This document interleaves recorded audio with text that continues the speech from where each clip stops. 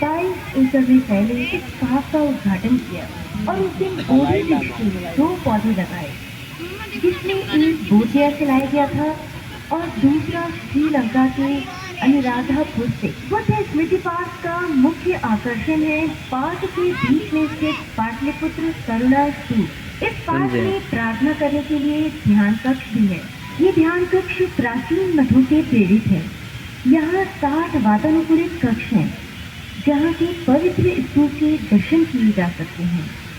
यहाँ की लाइब्रेरी में बौद्ध धर्म की पुस्तकें तो हैं ही, साथ ही साथ एक बड़ा सा ऑडियो विजुअल हॉल भी है। यहाँ स्थित संग्रहालय में भगवान बुद्ध के जीवन चरित्र और दर्शन को कलाकृतियों, 3D मॉडल और ऑडियो के माध्यम से दिखाया जाता है।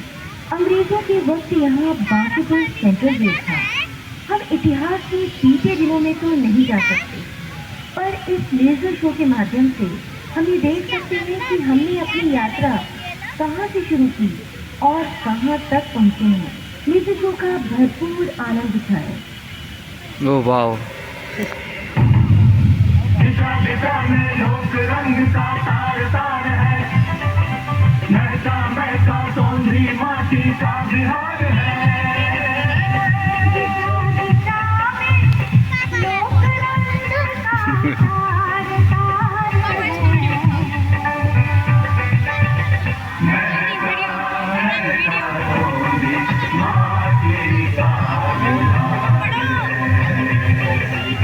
गौरवशाली बिहार की एक अतुल्य प्रदेश की कहानी।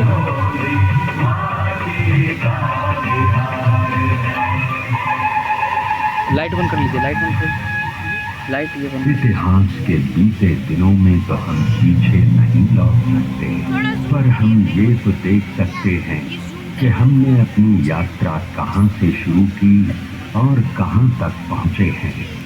तो चलिए बिहार के इतिहास को जानने की कोशिश करते हैं। बिहार ने सभ्यता के इतिहास के हर चरण में भौतिक उपलब्धियों पर दार्शनिक उपलब्धियों को वरीयता दी है।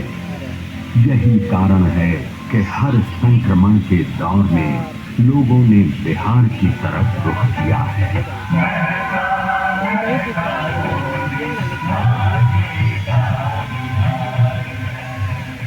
बिहार ने विश्व सभ्यता को पहला गणतंत्र तो दिया ही, विदेह राज जनक के रूप में पहला दार्शनिक राजा भी किया। ये भी विश्व सभ्यता में एक अद्भुत उदाहरण है कि जिस बिहार में आस्तिक दर्शन का सूत्रपात हुआ, उसी भूमि पर जैन एवं बौद्ध जैसे अन्य दर्शनों का भी सूत्रपात हुआ। वर्चस्ववादी संस्कृतियों के विरोध में यहाँ से आवाजें लगातार बुलंद होती रही हैं। आइए चलिए बिहार की कहानी की शुरुआत करते हैं।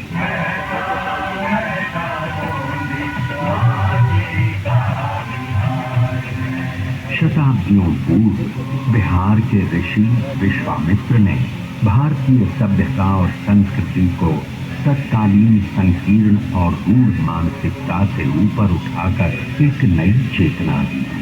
विश्वामित्र ऋग्वेद के अनेक मंत्रों के रचयिता थे। उनका आश्रम आज के बक्सर जिले में स्थित था।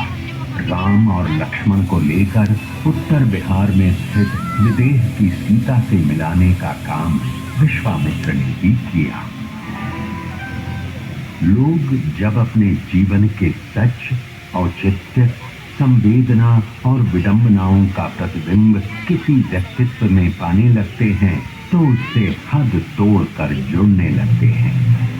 सीता एक ऐसा ही व्यक्तित्व लेकर पैदा हुई। सीता ने अपने व्यक्तित्व से संपूर्ण नारी जगत को वो विश्वास दिया जहां उसे कभी अग्नि परीक्षा नहीं देनी होगी। बिहार की कहानी को थोड़ा आगे बढ़ाते हुए महाभारत काल में आते हैं। इस काल के 2 महान योद्धाओं को याद कर लेना जरूरी है। पहले मगध से जरासंध और दूसरे अंगराज कर्ण, जो कि वर्तमान भागलपुर जनपद के राजा थे। भागलपुर में कर्ण का किला पुरातात्विक धरोहर के रूप में आज भी मौजूद है। क्योंकि कर्ण किसी राजघराने के वारिस नहीं थे, वाह इस यार। कारण उन्हें पग पग पर अपमान का घूंट पीना पड़ा था। वो एक महान धनुर्धर होने के साथ साथ महादान व्रती भी थे और इस व्रत की रक्षा में ही उन्हें जान गंवानी पड़ी थी। तो ठीक होता बुरा लोग होता मैं साला अच्छा लगा ज़्यादा मोबाइल। चलिए बिहार की कहानी को थोड़ा और आगे बढ़ाते हैं और ईसा पूर्व 6ठी शताब्दी में पहुंचते हैं।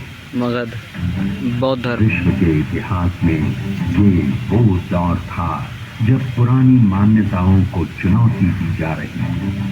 चीन में कन्फ्यूशियस, यूनान में सुकरात और भारत में बिहार की भूमि से महावीर और बुद्ध के दर्शन का नवोन्मेष हो रहा है। अरे वाह, कितना शानदार घूम रहा है जी। तो लग रहा है कुछ को घुमाया जा रहा है। अरे रोका भी है, ट्रेन डाला है। अरे वाह,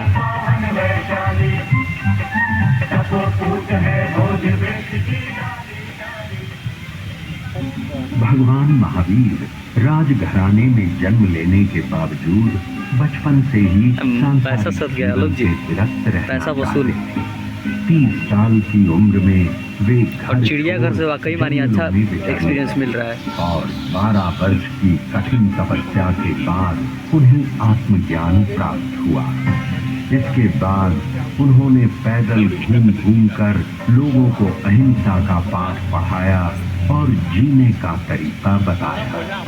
उनका एक प्रमुख दर्शन था अनेकांतवाद। इस दर्शन के अनुसार सच को देखने का सबका अलग अलग नजरिया होता है और जब तक हम सत्य को हर एक नजरिए से परख नहीं लेते तब तक संपूर्ण सत्य को नहीं समझ सकते। जब महावीर स्वामी केवल ज्ञान की शिक्षा दे रहे थे, लगभग उसी समय एक और महापुरुष सिद्धार्थ गौतम मगध के जंगलों में ज्ञान प्राप्ति के लिए घोर तपस्या में लीन थे। इतिहास इस बात पर मौन है, पर हो सकता है महावीर और सिद्धार्थ गौतम मगध के जंगलों में एक दूसरे से मिले होंगे। आज से ठीक 2600 साल पहले वो भी क्या दृश्य था जब सिद्धार्थ गौतम ने गया से 15 किलोमीटर की दूरी पर निरंजना नदी के तट पर पीपल के वृक्ष के नीचे अंतिम ध्यान किया था।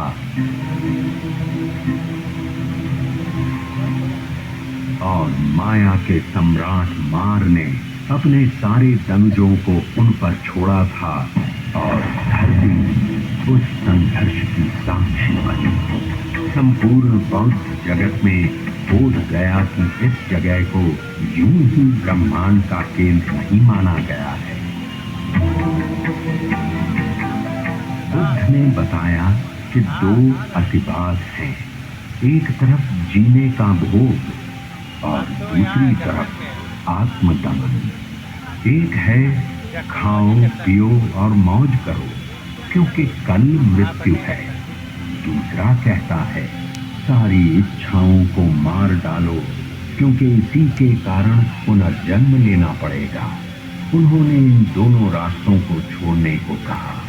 वे मध्यम मार्ग के विश्वासी थे जो न प्रवृत्तिवाद है न निवृत्तिवाद।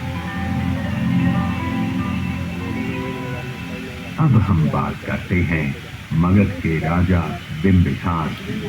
ईसा पूर्व 6ठी शताब्दी में देश छोटे छोटे जनपदों में बटा हुआ था, पर बिंबिसार के नेतृत्व में पहली बार मगध एक साम्राज्य के रूप में विकसित हुआ। जैन और बौद्ध दोनों राजा बिंबिसार को अपने करीब मानते थे। इन्हीं दिनों गंगा के उस पार वैशाली में लिच्छवियों का गणराज्य स्थापित था। वहां की आम्रपाली अपनी सुंदरता, नृत्य कला, गायन वादन के लिए विश्व प्रसिद्ध थी। भरपूर वैभव के बावजूद उसने बुद्ध की शिष्या बनना स्वीकार किया और अपनी संपत्ति संघ को दान में दे दी।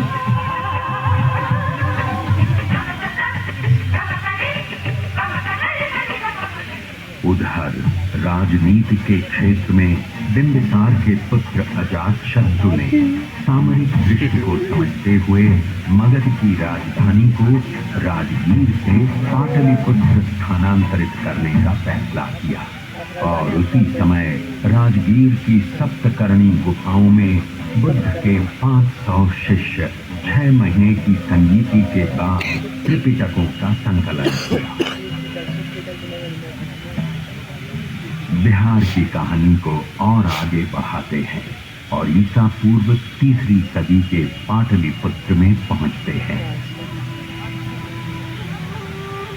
अरे ये क्या, यूनान का राजदूत मेगास्थनीस यहाँ प्रवासी जीवन बिता रहा है। गंगा तट का ये शहर करीब 9 मील लंबा है और 1.5 मील चौड़ा है, जो कि तत्कालीन रोम से कम 2 गुना बड़ा है।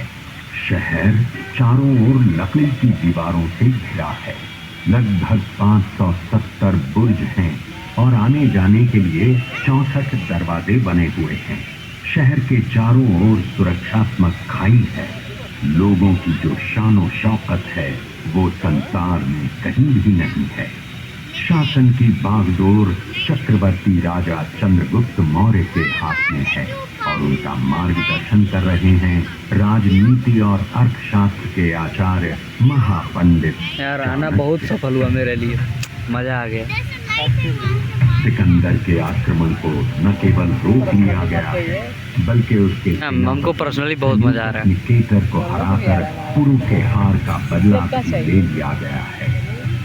खैबर से लेकर बंगाल तक शासित ये प्रदेश भी पहली बार भारत का मानचित्र बनाता है।